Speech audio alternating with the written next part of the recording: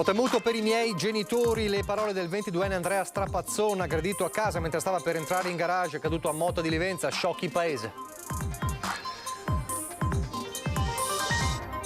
La morte del ristoratore Bassetto, trovato cadavere sabato nella concimai del suo ristorante a Cimadolmo. La procura lascia aperte tutte le ipotesi, decisiva sarà l'autopsia che sarà eseguita giovedì. Settantenne al volante, esce di strada e centra ben 8 auto in sosta a Treviso. Tra le vetture colpite quelle di un automobilista che aveva dotato la sua macchina del kit contro i danni da grandine. Un anno fa la strage di Golica di Sant'Urbano con l'uscita di strada dell'auto su cui viaggiavano 4 ragazzi, tutti morti sul colpo. Il ricordo social, quanto accaduto quella notte non deve ripetersi mai più. Treviso piange la scomparsa di Valentina Soster, titolare della pasticceria Camelia Bakery. La notizia della sua morte ha fatto il giro della città, dove l'imprenditrice era molto nota ed apprezzata. Benzina ancora in aumento in autostrada, ora il self costa più di 2 euro, ma secondo i dati del Ministero il Veneto è la regione in cui la verde è meno cara. Abbiamo ascoltato il parere di alcuni automobilisti. Metà mandibola ormai compromessa su un paziente cinquantenne, sostituita al Caponcello di Treviso da una stampa in 3D in titanio. L'intervento all'avanguardia dall'equipe di chirurgia maxillofacciale. Domani la solennità dell'Assunzione al Cielo di Maria con celebrazioni religiose in tutta la Marca. Dalle 10 ad Antena 3 trasmetterà in diretta la Santa Messa dal Santuario della Madonna dei Miracoli di Motta di Livenza. Telespettatori di Antena 3, buonasera e ben ritrovati. Il telegiornale di Treviso e dunque in primo piano la cronaca da Motta di Livenza con l'aggressione mentre stava per entrare in garage, tornava a casa del 22enne Andrea Strapazzon che racconta ai nostri microfoni: mi hanno colpito alle spalle e ho temuto, soprattutto per i miei genitori, intanto in paese è shock. Ho sentito 2 botte forti sulla schiena e poi anche sono qua sul braccio. Non so con cosa sia stato fatto, ce l'ho avuto sul braccio e qua sull'addome. Ripercorre quei drammatici momenti Andrea Strapazzon, 22 anni, quando al rientro a casa da una serata con gli amici è stato aggredito alle spalle da un malvivente che si è intrufolato all'interno del giardino di casa. Lo ha atteso vicino al garage, poi è iniziato il pestaggio. Ho sbattuto contro il basculante del garage e ho gridato mamma, papà, e sono arrivati giù subito, in senso hanno urlato, hanno detto magari si sentiva male, qualsiasi altra cosa, e sono arrivati, poi io sono rimasto accasciato a terra e loro hanno aperto e non c'era più nessuno. I genitori, che erano tornati a casa da poco, appena sentite le urla del figlio, si sono precipitati fuori. Il giovane è ancora dolorante a terra. Andrea non è riuscito a capire se i banditi fossero stati 2 o solo uno. Sicuro è che il bandito lo ha colpito con qualcosa di tagliente, visti i segni sul braccio. Non ha mai parlato, spiega il 22enne, mi ha solo aggredito.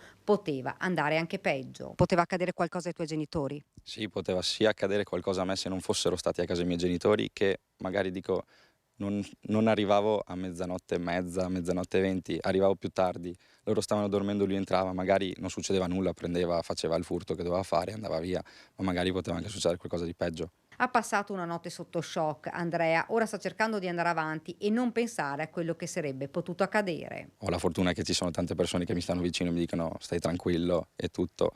Sì, adesso però sicuramente la sera si sta sempre con un occhio di riguardo in più adesso. Il 22enne la sera stessa dell'aggressione è stato portato in ospedale per essere medicato, poi la denuncia ai carabinieri che hanno avviato immediatamente le indagini. A casa non ci sono telecamere di videosorveglianza, ma i militari dell'Arma stanno cercando immagini nelle zone vicine. Mai mi sarei aspettato, ci spiega, una cosa simile. A casa tua dici dovresti essere più sicuro. E invece purtroppo succedono anche queste cose, non sarà né la prima né l'ultima volta. Abbiamo imparato ormai da tempo raccontandovi di tanti furti nella Marca e ovviamente sono anche i residenti di quella via ad essere attoniti, ad avere paura. Quanto è accaduto ad Andrea ha fatto il giro del paese, un tam tam veloce per mettere in allerta i residenti a prestare massima attenzione. Una violenza gratuita, quella avvenuta nella villetta di via Riva Livenza. Forse il ladro si è visto scoperto e la sua reazione è stata immediata. Ancora sotto shock la cugina di Andrea, Angela, che abita nella casa accanto. Ora ho paura, ci dice. Molta, perché io immagino, io non ero a casa, però se succedeva a me, che sono una femmina, io non so veramente cosa avrei fatto. E quando ti hanno detto quello che è successo a tuo cugino, che cosa hai pensato subito? No, ci sono un po' rimaste perché io ero via e me l'hanno detto il giorno dopo per non farmi stare in ansia, però... Non siamo sicuri nemmeno in casa nostra. E non era neanche tardissimo, era mezzanotte 20. Molto spesso magari rientriamo noi giovani a casa anche più tardi, però una cosa del genere, non so. Quando rientri adesso che cosa fai prima di scendere dall'auto? Sicuramente mi guardo tantissime volte, accendo tutte le luci e soprattutto i miei stanno sempre svegli adesso perché comunque con una situazione del genere che è appena successa si stanno in pensiero. Una via poco illuminata, poco distante un'altra famiglia, il timore che dei ladri possano entrare è tanto. Ha paura? Un po' sì. Un po', secondo me sì, un po' tutti ce l'hanno. Però non riesco a capire, cioè stiamo un po' pensando, valutare cosa può essere successo. La soluzione ci dice. No, niente, ci chiudiamo ben dentro. Questa però ci raccontano una zona tranquilla, anche se girano molte persone, ma per le prossime notti la tensione rimarrà comunque alta. E poi la disavventura di un gruppo di giovani di Treviso derubati a Jesolo mentre stavano facendo il bagno di notte. I ladri hanno approfittato del buio, si sono impossessati dei loro zaini, vestiti e scarpe. Non pensavano però che la vista dei ragazzi fosse così buona.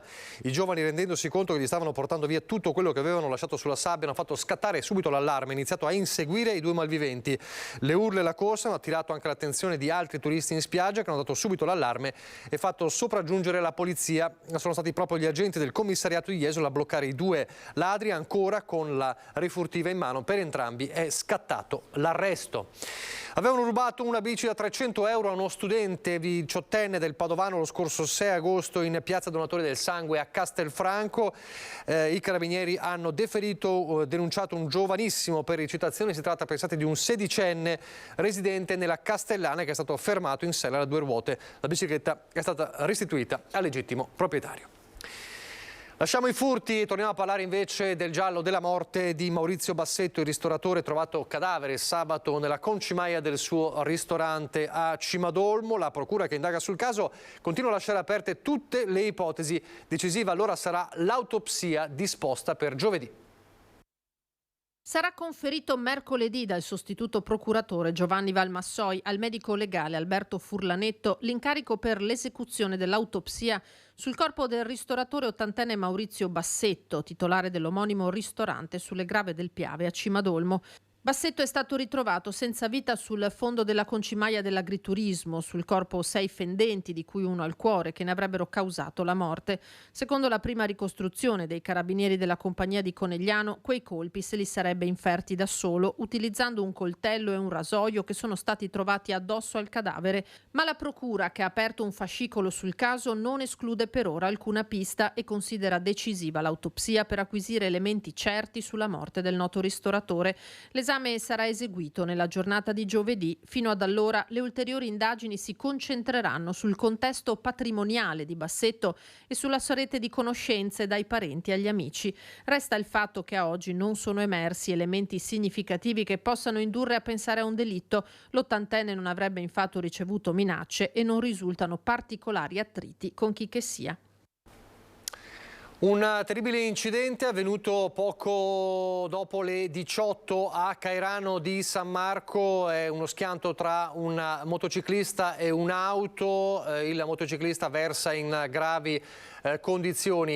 Per ora possiamo dirvi soltanto questo perché le pattuglie sono ancora sul posto. Cercheremo di darvi ulteriori informazioni nel corso del telegiornale. Sappiamo appunto che il Centauro è stato portato con il soccorso a Treviso in gravi condizioni nello schianto con un'auto. È avvenuto a Cairano di San Marco intorno alle 18:20. La scorsa notte invece a Treviso in città lo schianto di un'auto condotta da un settantenne che ha perso il controllo della vettura ed ha centrato, pensate, 8 auto che erano parcheggiate.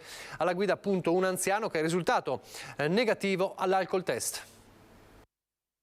Ha perso il controllo dell'auto finendo fuori strada. Un settantenne residente in città alla guida di una Land Rover, prima di fermarsi, ha centrato ben 8 autovetture parcheggiate a lato della carreggiata. L'incidente si è verificato poco prima della mezzanotte in via Verga a Treviso. Delle 8 auto colpite, 4 hanno riportato danni consistenti, tanto da richiedere l'intervento del carro attrezzi per rimuoverle. Ironia della sorte, tra quelle più danneggiate c'è la vettura di un uomo che, preoccupato dei danni subiti da tante macchine con le recenti grandi grandinate, aveva acquistato il kit con telo e materassini che ogni sera metteva preventivamente sull'auto. Purtroppo i danni, eppure più gravi, stavolta non li ha fatti la grandine. Il conducente del fuoristrada, sottoposto ad alcol test dalla polizia locale intervenuta sul luogo dell'incidente, è risultato negativo. Si ipotizza quindi che la fuoriuscita sia avvenuta per un colpo di sonno o una distrazione del settantenne. È un anno fa, era il 14 agosto 2022, la strage di Godega di Sant'Urbano, l'uscita di strada dell'auto su cui viaggiavano 4 ragazzi, tutti morti sul colpo. L'incidente in via Cordignano, e proprio il comune di Cordignano oggi sui social ha voluto ricordare le vittime, 2 delle quali risiedevano proprio nel suo territorio comunale. A perdere la vita quella tragica notte Daniele Darè, Xuliano Kellici, Daniele Ortolan e Marco Darè, tutti tra i 18 e i 19 anni. 4 giovanissime vite spezzate, ancora tutte da vivere, con tanti sogni e speranze da realizzare, amicizie e amori da condividere, si legge nel messaggio del comune di Cordignano. 4 famiglie straziate dal dolore della perdita del proprio figlio e una grande comunità che non può dimenticare quel lutto e quei giorni difficili. Un anno dopo, è scritto sui social, vogliamo ricordare ma vogliamo anche auspicare che quanto accaduto quella notte non si ripeta mai più. La vita è preziosa, è unica e bella, è un dono del quale avere cura. Questo è l'auspicio del comune di Cordignano, ricordando la strage di Godega di Sant'Urbano. Intanto a Treviso torniamo in città, una notizia che ha fatto rapidamente il giro della città, quello della morte di Valentina Soster, titolare della pasticceria notissima Camelia Bakery. Tanti i messaggi di cordoglio alla famiglia.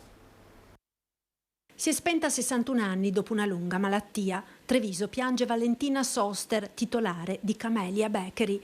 Volto notissimo in città, dopo una lunga carriera nel gruppo Benetton, aveva deciso di cambiare vita diventando imprenditrice ed aprendo i suoi locali, diventati in pochi anni tra le pasticcerie più apprezzate della città. Nel 2015 aveva partecipato al bando della Giunta Manildo destinato a chi apriva nuove start-up in negozi sfitti del centro, e la sua idea si era classificata ai primi posti. Così era iniziata l'avventura di Camelia Bakery con i 2 locali, prima in via Palestro, poi da Coin, un'avventura imprenditoriale alla quale Valentina Soster voleva dare anche un importante significato, come ci raccontò in quell'occasione. Volontariamente ho assunto persone che in questo momento erano disoccupate, vuoi per cose personali, vuoi perché è la prima esperienza.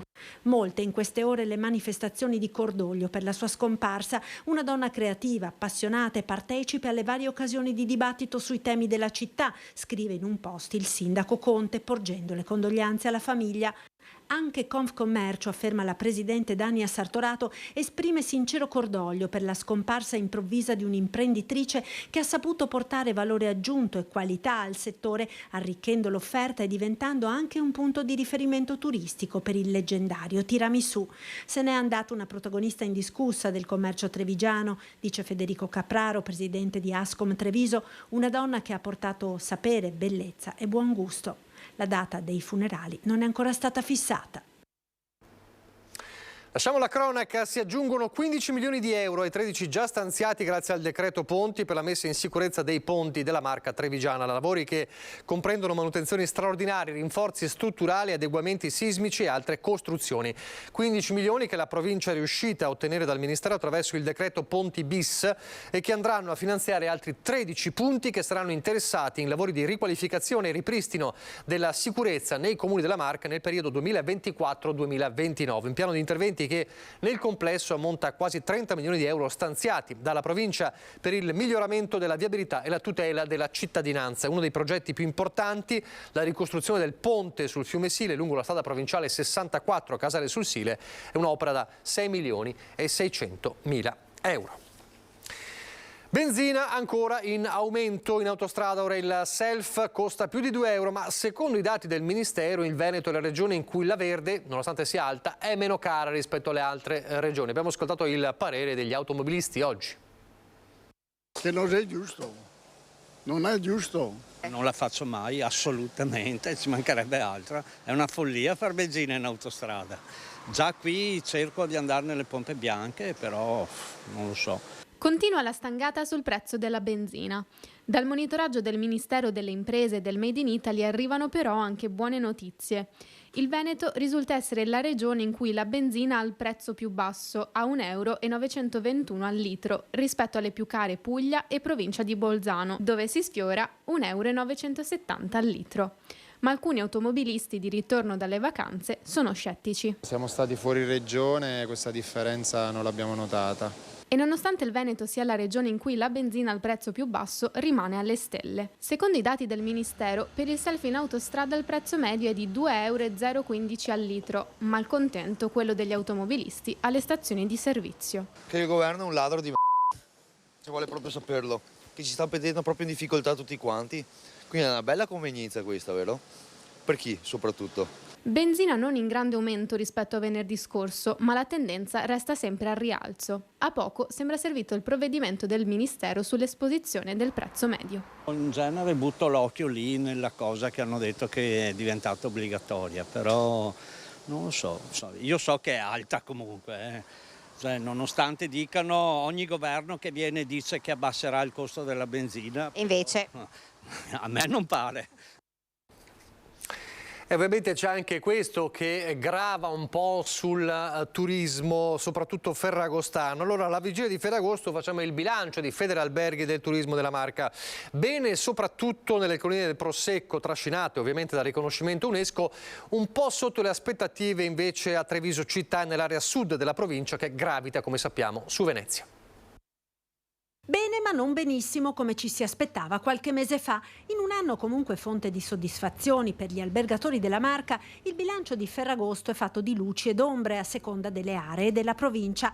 Da dire che il Ferragosto per Treviso città non è mai stato un periodo particolarmente ricco. La settimana centrale dell'estate è tradizionale appannaggio dei turisti italiani che quest'anno si stanno vedendo meno, vuoi per il caro prezzi che ha ridotto la spesa per le vacanze, vuoi perché dopo la pandemia c'è chi ha preferito tornare all'estero. Di certo molti i turisti, specie stranieri, nell'area delle colline UNESCO. Sicuramente sarà un Ferragosto buono. Dopo, come sempre, io dico sempre, a Treviso ci sono tre aree. C'è l'area pedemontana che fa capo alle colline del Prosecco, che sta vivendo un momento veramente magico, dove si sta costruendo, dove ci sono nuove strutture che stanno aprendo, dove il turismo è in fortissima crescita.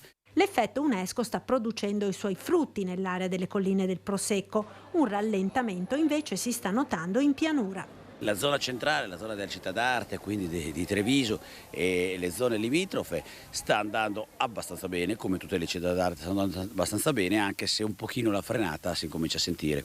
E anche soprattutto e ancora un po' di più nella zona a sud, quella che fa un po' riferimento a Venezia. E intanto proprio a Treviso la maggior parte dei negozi e dei ristoranti della città oggi chiusi per ferie. Qualche bicicletta che sfreccia nel centro cittadino, pedoni solitari e turisti. È il panorama che offre la città per lo stop di Ferragosto. Locali e negozi chiusi per ferie. Difficile, soprattutto per l'ora di pranzo, trovare un posto aperto. Sì, è un po' difficile. Stiamo girando da mezz'oretta e di locale in locale, di chiusura in chiusura, speriamo di trovare qualcosa. È da una mezz'oretta che giriamo per cercare un posticino dove mangiare una semplice pasta asciutta o una qualcosina e stiamo avendo difficoltà, quindi sì, per chi è rimasto in città magari diventa un po' un peccato, ecco. Per i residenti non una bella presentazione della città. Secondo me lascia il turista perplesso, perché se non sei aperto in questi giorni qualcuno magari 2 domande se le fa, la prossima volta non torna. Quei pochissimi aperti naturalmente sono presi d'assalto. Cioè, adesso vabbè è un orario un po' particolare perché è pausa pranzo, però io sono qui da stamattina e devo dire che mancano. Siamo appena arrivati e il colpo d'occhio non è bellissimo, però siamo abituati perché anche ad Arezzo da noi è la stessa identica cosa. Lunedì poi completamente tutto chiuso. Ci si adatta? Sì, in qualche maniera si fa. Ferragosto colpisce tutti, non c'è dubbio, però ci siamo noi turisti che ci muoviamo. Qualche volta quando troviamo i negozi chiusi ci dispiace, però ci rendiamo conto che è normale. Però una città turistica dovrebbe pensarci. Parere diverso, quello dei turisti stranieri. Non è un problema perché siamo in vacanza e possiamo fare quello che vogliamo. Abbiamo tempo, perciò cercheremo un altro ristorante. Devo dire che in realtà mi piace la città vuota. Ci sono poche persone rimaste qui e questo la rende più accogliente e intima. Vi siete trasferiti qui da Los Angeles, un grande cambiamento. Sì, ci siamo trasferiti qui da Los Angeles a gennaio. È un grande cambiamento. Treviso è bellissima, it's a beautiful city and we're very happy here so far. Ma c'è anche chi resta aperto per ferie, è l'iniziativa di Farmacie Unite, una campagna di aperture per garantire la continuità del servizio durante tutta l'estate. Aperti per ferie, lo slogan di Farmacie Unite per questo periodo tradizionalmente dedicato alle vacanze è il segno di come in quest'estate 2023 i farmacisti abbiano scelto di garantire più di prima la continuità del servizio. In questo momento in cui la sanità, anche la sanità veneta, è particolarmente in difficoltà per mancanza di organico di personale, per mancanza di medici, con tutte le problematiche appunto per riuscire a dare il servizio, la farmacia sta dando un segnale di grande presenza sul territorio. Con il Covid è molto cambiato anche il ruolo dei farmacisti, oltre che per quanto fatto con tamponi e vaccini, anche per il punto di riferimento che le farmacie sono diventate per i cittadini, non solo per dispensare le medicine. Anche le farmacie, come tutto il sistema sanitario, scontano il problema della carenza di personale, ma ciò non impedisce di continuare a garantire un servizio essenziale nelle città come nelle località di vacanza. Anche noi siamo in difficoltà nel reperire personale, però tutte le 280 farmacie della provincia di Treviso, che noi coordiniamo come ordine, assicurano una presenza continua. Anzi, le dirò di più, molte farmacie che prima facevano magari dei periodi di ferie, nel periodo di agosto, luglio-agosto, hanno rinunciato o rinunciano a queste ferie proprio per poter dare un servizio alla popolazione, rendendoci conto delle difficoltà che ci sono oggi per l'accesso alla sanità. Farmacie Unite invita la popolazione a distinguere la tipologia di apertura tra farmacia aperta, cioè aperta in orario ordinario seguito tutto l'anno, farmacia di turno, ossia quella che garantisce l'apertura continuativa anche negli orari nei quali gli altri negozi sono chiusi, compreso Ferragosto, e orario notturno, cioè la farmacia aperta di notte. Pochi istanti di pubblicità, poi di nuovo in diretta.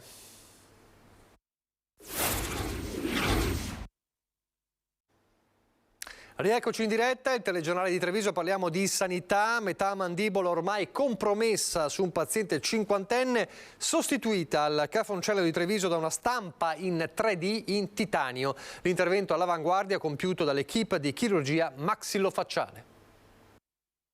Grazie alla stampa in 3D hanno parzialmente ricostruito la mandibola di un paziente cinquantenne. A eseguire l'intervento l'equipe di chirurgia maxillofacciale dell'ospedale Cafoncello di Treviso, guidata dal primario Luca Guarda Nardini. Il paziente, in seguito a una serie di interventi di chirurgia orale, aveva sviluppato un'estesa necrosi ossea con fistolizzazione cutanea, una lesione questa favorita dal farmaco utilizzato per trattare l'osteoporosi. Una complicanza rara che aveva compromesso completamente metà della mandibola, comportando un grave deficit sia funzionale che estetico. L'equipe del Cafoncello ha dunque richiesto un modello 3D del cranio e grazie all'ingegneria informatica è stata ricostruita con perfetta simmetria un'emimandibola in titanio con le caratteristiche facciali del paziente stesso. A quel punto la stampa in 3 dimensioni è stata impiantata al paziente nel corso di un intervento durato circa 3 ore. Da allora sono trascorse 2 settimane con un esito che viene giudicato positivo. Domani non solo Ferragosto, ma anche la solennità dell'Assunzione al cielo della Beata Vergine Maria, con celebrazioni religiose in tutta la Marca. In particolare Antena 3 trasmetterà in diretta dalle 10 la Santa Messa dal Santuario della Madonna dei Miracoli di Motta di Livenza. Vediamo le immagini, ecco. Presiderà la celebrazione Sua Eccellenza Monsignor Giacinto Bulos Marcuzzo, vescovo ausiliare emerito del Patriarcato Latino di Gerusalemme. Dunque l'appuntamento domani mattina alle 10 in diretta su Antenna 3 dal santuario della Madonna dei Miracoli di Motta di Livenza. E domani anche a Treviso rinnoverà il tradizionale rito del dono del cero alla Vergine da parte della città. La cerimonia anche in questo caso alle 10 a Madonna Granda, ed è un momento di particolare intensità per i trevigiani, come spiega l'ex sindaco Giancarlo Gentilini.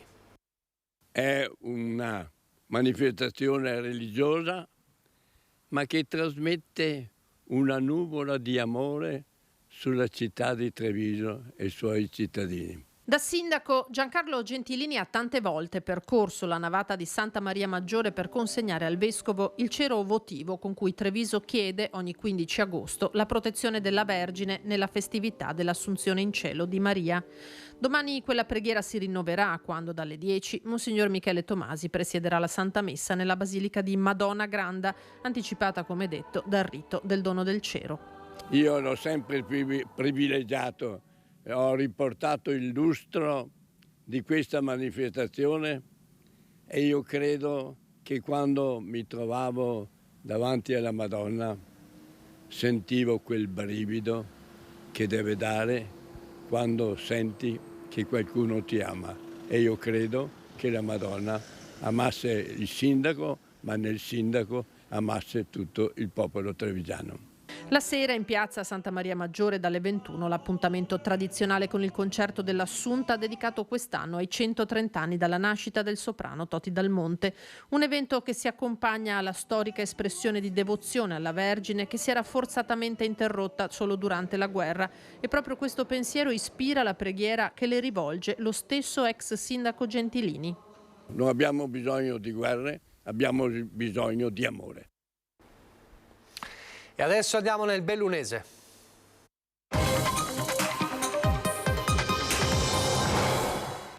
E nel Bellunese andiamo a Feltre, la politica in primo piano, perché a Feltre si è dimessa l'assessora Tiziana Penco, quota Lega, a poco più di un anno dalle elezioni dal suo incarico ai referati ambiente, agricoltura, protezione civile, riqualificazione energetica e gemellaggi. La sindaca Viviana Fusaro avrebbe individuato la sostituta in Flavia Colle, ex assessore provinciale con la presidenza De Bona, che però è vicina a Forza Italia.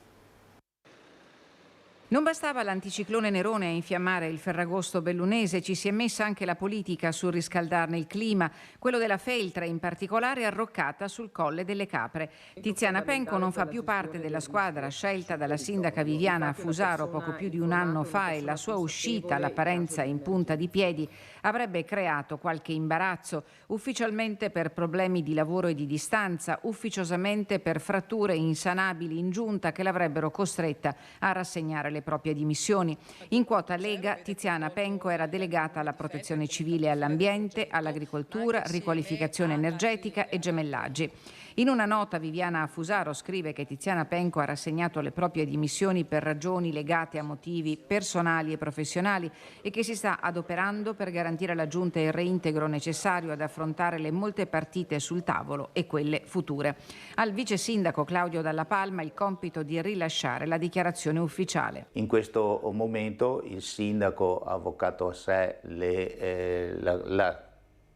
la ricerca della sostituzione e lo sta facendo seguendo le varie forze politiche che collaborano all'organizzazione di questo governo cittadino. Il segretario provinciale del PD e consigliere di opposizione Alessandro Del Bianco annota che la notizia sopraggiunge qualche settimana dopo l'uscita sulla stampa della Lega in cui veniva rimproverato alla giunta Fusaro poca cura del verde urbano.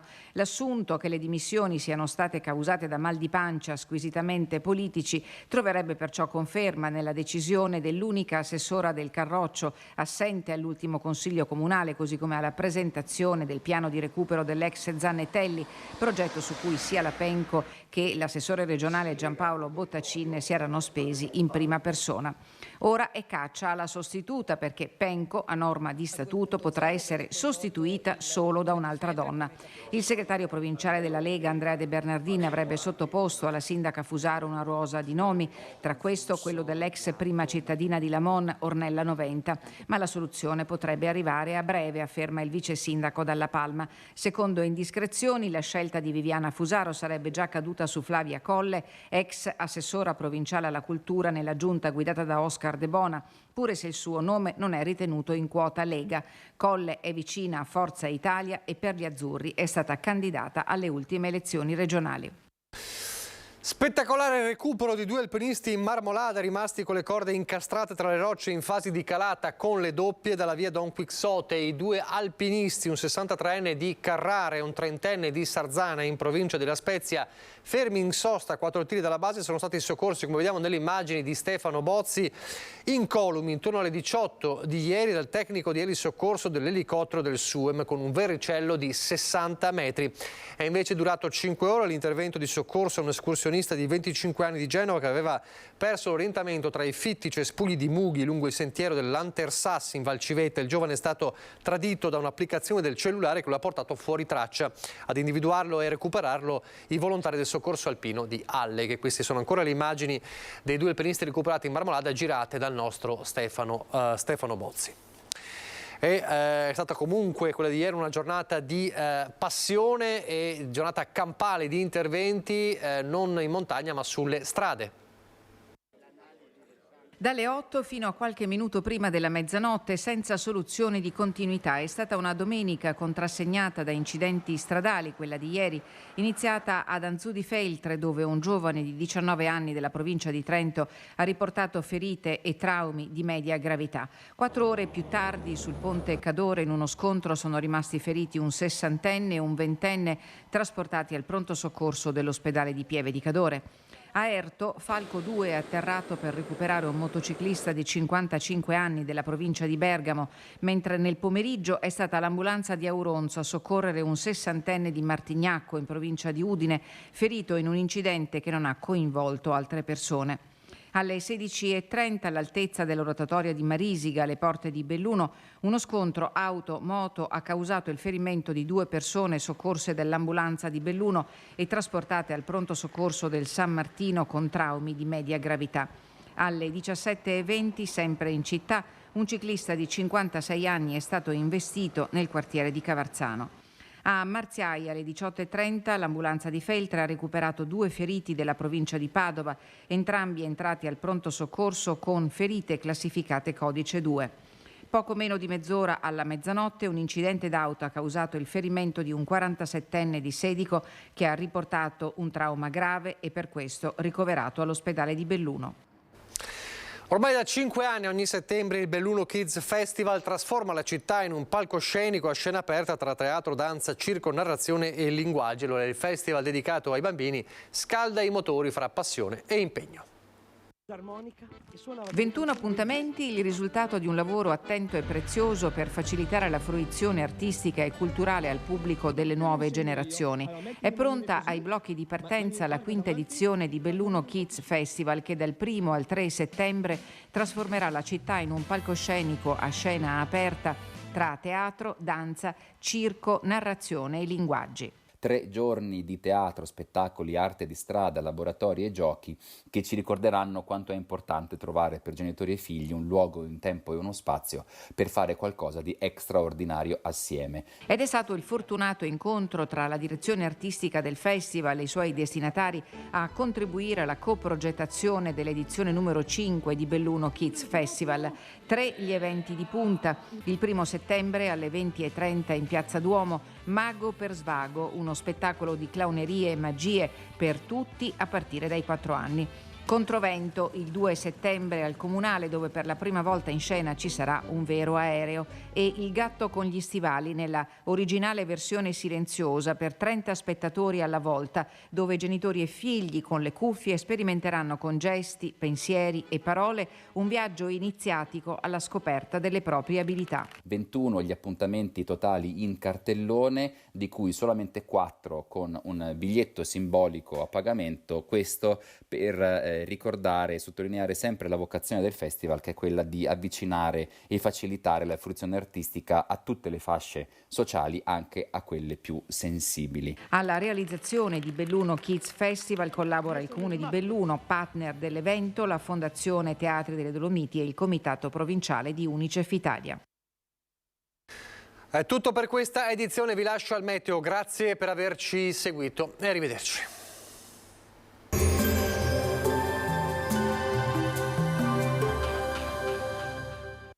Portaci gli oggetti, i mobili, i vestiti che non usi più. Da noi, guadagni. Ex novo mercatino dell'usato. Aperto 7 giorni su 7, via Vicenza 23, Vedelago. Benvenuti al meteo, previsioni per martedì 15 agosto. Sul Veneto cielo in prevalenza sereno o poco nuvoloso, ad eccezione di qualche nube più consistente nelle zone montane e pedemontane nel pomeriggio. Probabili precipitazioni a carattere locale sui rilievi attese in serata. Temperature senza particolari variazioni. Minime comprese tra i 19 e i 22 gradi, massime tra i 29 e i 34 gradi. Sul Friuli Venezia Giulia cielo sereno con venti di brezza sulla costa. Sui monti cielo poco nuvoloso con possibilità di qualche rovescio temporale a carattere locale. Temperature minime comprese tra i 19 e i 22 gradi, massime sui 31-33 gradi. Sul Trentino Alto Adige il tempo sarà soleggiato al mattino con possibilità di formazioni di nubi basse nelle valli nelle ore più fredde. Nel pomeriggio la probabilità di rovesci e temporali sparsi sarà in aumento. Temperature sostanzialmente stazionarie, minime sui 19 e 20 gradi, massime comprese tra i 33 e i 36 gradi. Dal meteo è tutto, arrivederci.